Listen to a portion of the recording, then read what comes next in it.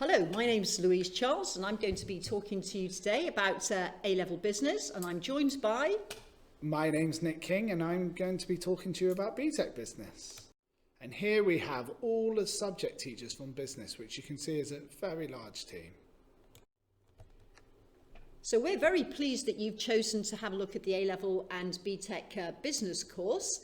We've prepared this presentation for you and we really hope it's going to cover all the information that you wanted to find out and answer any questions that you might have.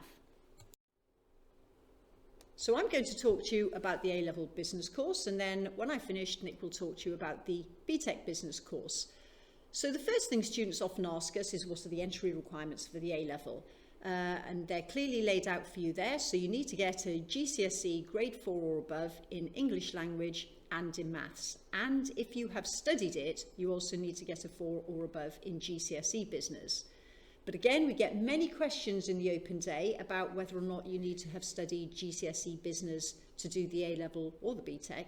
And the answer to that is no, you don't need to have studied GCSE business, and we assume that people are coming in with no knowledge of business. So don't worry, you won't be at a disadvantage if you haven't studied GCSE business. But if you have, you do need to have passed. This slide looks at the main topics that you're going to be studying in the A-level specification. So when you start, hopefully next September with us, we'll kick off by looking at what is business and managers, leaders and decision making. But then most of the year will be taken up with those 4 big subjects: marketing, operations, finance and human resources. Now, I'm sure most of you know what marketing is already, and you'll already have some understanding of the importance of a product and price and promotion. So we look at all sorts of different aspects of marketing. We also look at operations, which is another word for manufacturing and producing. So how do firms come up with ideas for a product and how do they actually make them? Finance is obviously managing the money in a business to make sure they've got enough money coming in to cover the money that's going out. And human resources is all about getting the best out of the staff and the people that work in the business. And then in the second year, you can see that word strategic in each of those headings. A strategy is another word for a plan. So it's how is the business going to plan to become more successful and to grow in the future. With the A-level, there are going to be 3 exams at the end of 2 years. And those exams assess all the work that you will have studied over the 2 years. So to choose business, you have got to be able to learn and to remember a lot of information. There will be lots of tests and small assessments and homeworks throughout the 2 years, so that you should always have a reasonably good idea of how you're progressing and what your likely grade will be. To be successful in A-level business, you really have to be coming in with a positive attitude from the start and really committing to the subject right from the beginning. The people who do the best are the ones that have consistently worked hard throughout the 2 years of the course. So you need to make sure that you're keeping up to date with all the work, doing all your homeworks, preparing for all the tests. And in addition, try and involve yourself in looking at what's happening on the news and reading newspapers so you have a better understanding of the business world. Having good written and numerical skills are essential in A-level business. You are going to be required to write some extensive essays, and there are quite a number of numerical calculations that you will have to do as well. So good maths and good English language is very important for the A-level. And as I said just now, you are going to have to remember and learn 2 years worth of work, so you have got to be able to cope with taking on board a considerable amount of information. And finally, from A-level business, we thought you might be interested to hear the feedback from one of our current second year A-level students who talks about why he chose business and how he's found the course and what skills and qualities he's gained from having studied it.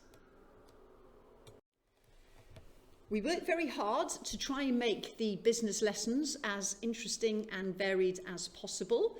So often there'll be group tasks and practical tasks within the lesson. There'll be lots of student discussions and student feedback, as well as the opportunity to do lots of practice papers and practice assessments. And just like your normal GCSEs, the teacher will be delivering information and making sure your notes are up to date.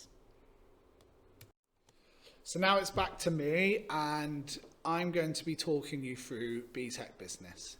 Okay, so in college we offer 2 courses for BTEC, and the first one is the Business Extended Certificate. The course breakdown, so it's worth 1 A-level, and there's 42% coursework and 58% exams. So it suits people who quite like doing coursework on top of exams. The entry requirements is a minimum grade 4 in GCSE English Language and GCSE Maths. There's no requirement to have studied business before, but those who have, it is very welcome. The second course that we offer is the BTEC Business Diploma. This one, the difference is it is worth 2 A-levels. The coursework and exam breakdown is a little bit different, with coursework 55% for this qualification and 45% exams. Entry requirements are the same, with a minimum grade 4 in GCSE English Language and in GCSE Maths. Again, business is welcomed but not needed to come onto the course.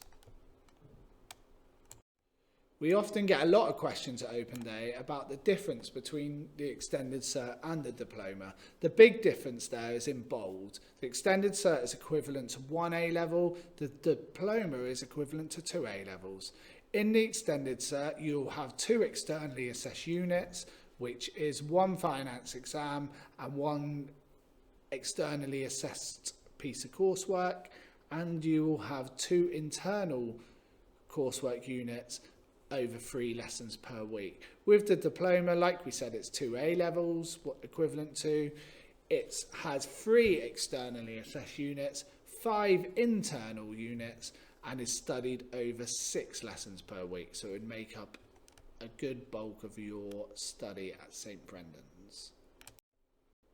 The modules you'll be studying over the 2 years. So in the Extended Cert, you will be studying units 1, 2, 3 and 8, which will be covering all different things such as exploring businesses, developing businesses, marketing campaign, finance and recruitment. With the Diploma, you'll be doing all of the stuff from the Extended Cert, and on top you will cover managing an event, international business, principles of management and team building. So you get a lovely variety of topics across both courses. So I often get asked, what skills do you need to be successful in BTEC Business and in the lessons? And I always say you need to be able to work hard for the whole 2-year course. People who work hard succeed on the course, and so that is extremely important. Secondly, you need to be able to meet deadlines, especially with the coursework units, where the deadlines are set externally and they are very strict and must be met. Good written and numerical skills are very important, especially in the exam units, because they will help you access the higher marks in those. And you need to be very dedicated, where you'll engage in different and exciting ways to learn. And finally, for BTEC Business, I'll just leave you with a student's perspective of their time studying the course, and that should give you a good idea of what to expect and why to study it. Okay, thank you.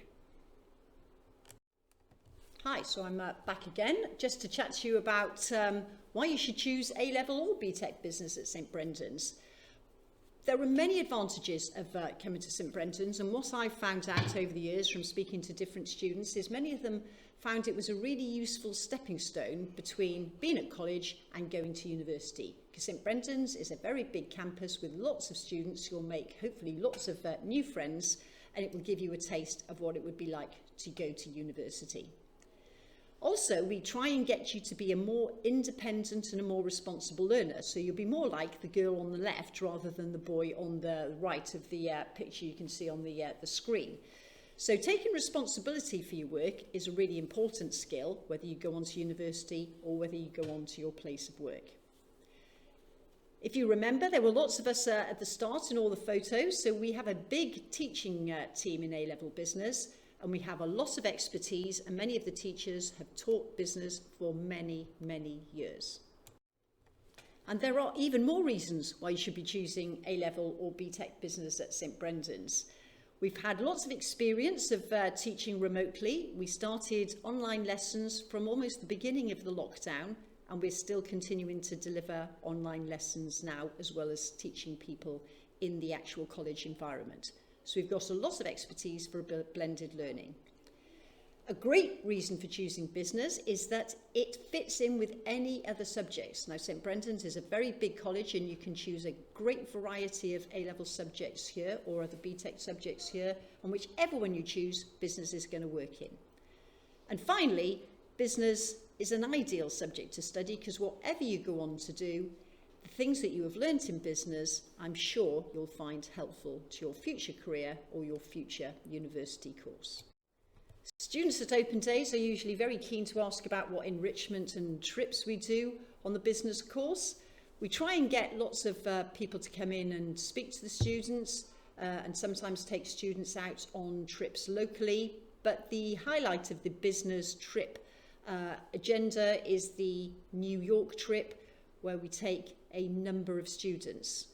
So hopefully, when you start in September in 2021, there'll be no more virus and the trips will be able to go ahead, and it will be an enriching and enjoyable experience.